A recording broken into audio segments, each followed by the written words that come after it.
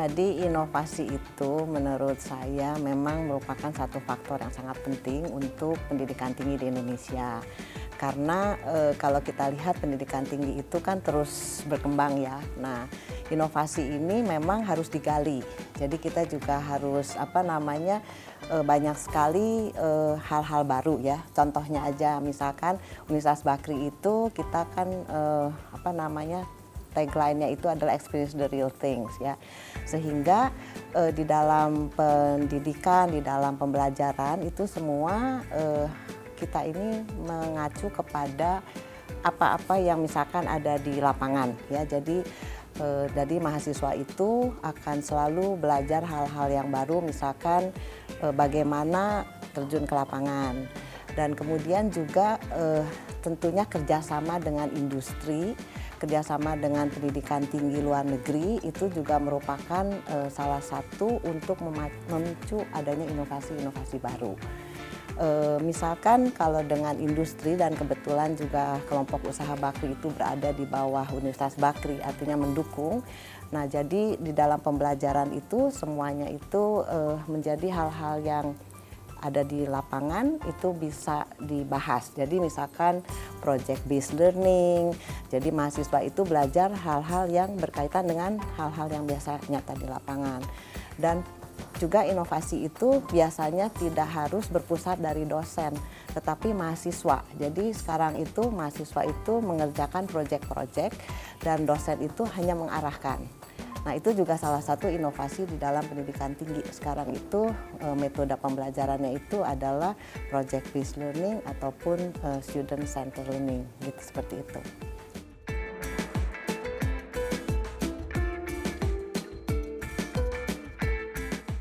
Ya, tentunya kami harus juga memberikan pelayanan pembelajaran yang sangat baik, yaitu di mana dosen-dosen yang ada di universitas juga harus mumpuni di dalam bidangnya. Dan kami pun memiliki dosen-dosen yang memang berkualitas dan juga harus didukung dengan fasilitas yang baik juga. Sehingga para mahasiswa itu di kampus tidak saja misalkan hanya belajar teori, tapi semua belajar hal-hal yang ada nyata di lapangan. Dan juga kami juga dilengkapi dengan berbagai fasilitas, misalkan laboratorium. Laboratorium itu juga untuk para mahasiswa ini memang bisa melakukan eksperimen. Jadi hal-hal yang ada, misalkan hal-hal terakhir yang memang perlu kita lakukan research, kita bisa lakukan research. Dan baru-baru ini misalkan di Fakultas Teknik, khususnya kami ini juga memiliki program matematika dari Wolfram Research itu yang bisa kita memecahkan masalah-masalah matematika dengan spesifik gitu ya, bidang-bidang misalkan tentang blast loading, tentang dinamika struktur, seperti hal itu. Jadi itu juga memberikan layanan yang terbaik bagi mahasiswa teknik.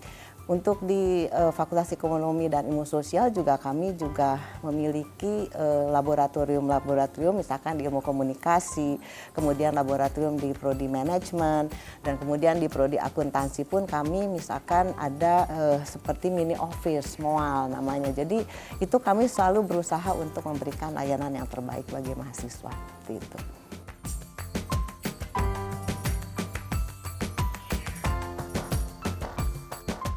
Kerjasama itu penting ya, jadi tidak saja dengan institusi dalam negeri tetapi juga dengan institusi luar negeri.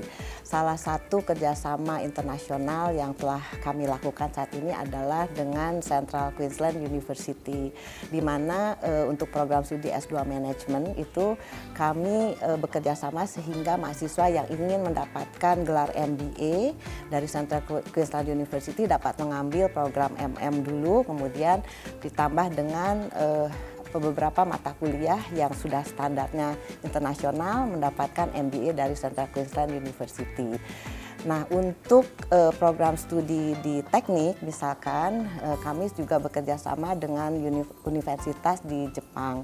Contohnya dengan Nihon University, di mana kami melalui program Sakura Science itu mahasiswa dari Universitas Bakri bisa mendapatkan pengalaman tentang inovasi dan teknologi di Jepang.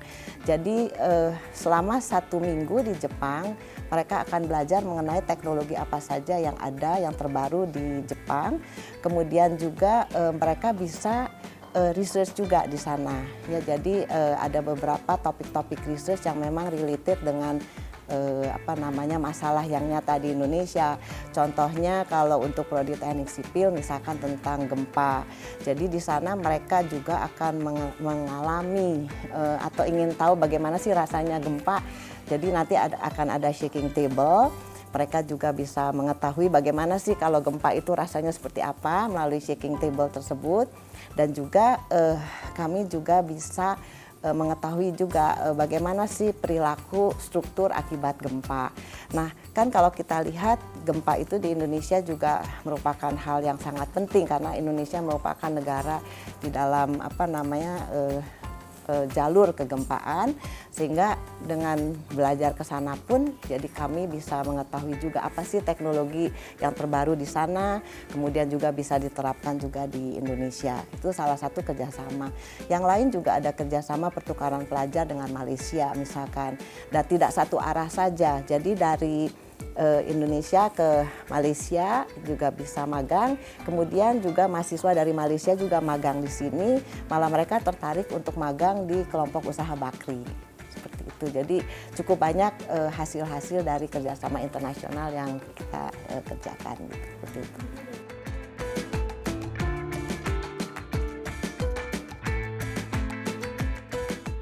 Jadi kami selalu kan mendorong mahasiswanya untuk berinovasi. Juga kami memberikan dukungan bagi para mahasiswa, tidak saja mahasiswa, si dosennya juga untuk berkompetisi. Jadi setiap kali ada kompetisi itu kami selalu mendorong dan dibiayai. Jadi bagi mereka mahasiswa-mahasiswa yang memiliki ide dan inovasi tersebut bisa dikompetisikan baik di dalam negeri maupun di luar negeri. Nah, yang pernah baru-baru ini kita peroleh itu adalah dari mahasiswa teknik sipil ke Dubai. Salah satunya adalah untuk mengukur tingkat polusi. Jadi memang dikompetisikan di Dubai. Itu salah satu inovasi yang pernah kami dapatkan. Juga kami di sini memiliki pusat inkubator dan inovasi, sehingga mau dosen kah ataukah mahasiswa bila memiliki sesuatu yang bisa ditingkatkan ke paten, ke hak kekayaan intelektual, bisa melalui unit tersebut. Dan cukup banyak juga dosen-dosen dan tentu melibatkan mahasiswa menghasilkan beberapa paten dan beberapa hak cipta, seperti itu.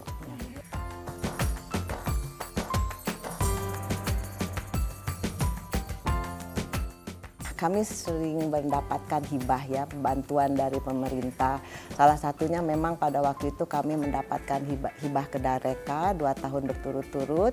Nah, dari hibah Kedareka itu kan memang perlu adanya implementasi dari hasilnya. Implementasi itu bisa diterapkan di masyarakat. Nah, salah satunya yang pernah juga diimplementasikan itu di Nusa Tenggara, yaitu mengenai black soldier flies, yaitu di mana kita ini bisa mengubah sampah menjadi hal yang sangat bisa berguna ya. Jadi larva itu bisa menjadi, nanti kalau sudah diproses bisa menjadi makanan ternak, seperti itu. Nah, jadi itu salah satunya. Kemudian juga bekerja sama dengan Pertamina di daerah, saya lupa daerahnya, di Bandar Lampung.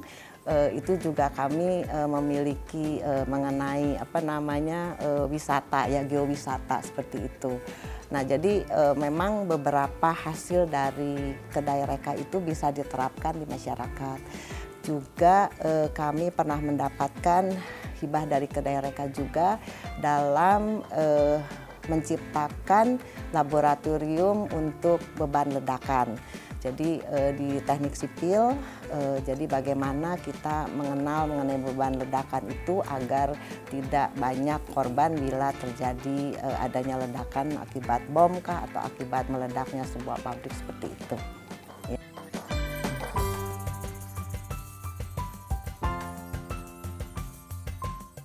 Kami ini mengenai Sustainable Development Goals itu memang setiap tahunnya kami berusaha untuk meningkatkan ranking kami sesuai dengan Times Higher Education rankingan ya. Nah, jadi semua kegiatan seperti pengajaran, penelitian, pengabdian pada masyarakat selalu kita akan align, akan kita samakan dengan tujuan dari SDGs. Dan juga untuk kemarin baru saja sekitar sebulan atau 2 bulan yang lalu kami mengadakan Indonesian Youth SDGs Summit, yaitu bagi semua pemuda-pemuda untuk agar mereka itu sadar mengenai SDGs itu, pentingnya SDG itu. Nah, Youth SDGs Forum itu dilaksanakan atas inisiatif dari program studi ilmu politik, dan itu cukup banyak sekali pesertanya, dan kemudian juga kita merangkul berbagai LSM, kemudian berbagai institusi untuk ikut serta di dalam forum tersebut. Dan juga kami Universitas Bakti secara 3 tahun berturut-turut rankingnya itu di dalam Times Higher Education itu menduduki peringkat 1 sebagai perguruan tinggi swasta terbaik di Jakarta. Mudah-mudahan tahun 2024 kami juga masih tetap memiliki ranking pertama seperti itu ya.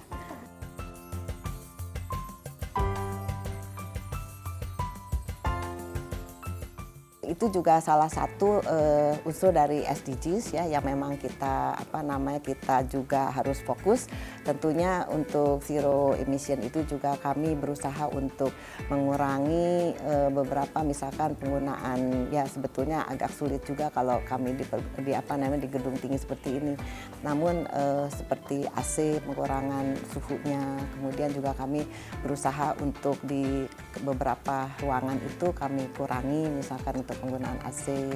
Kemudian juga kami masih meneliti juga untuk beberapa bagaimana sih untuk mengurangi zero emission seperti itu.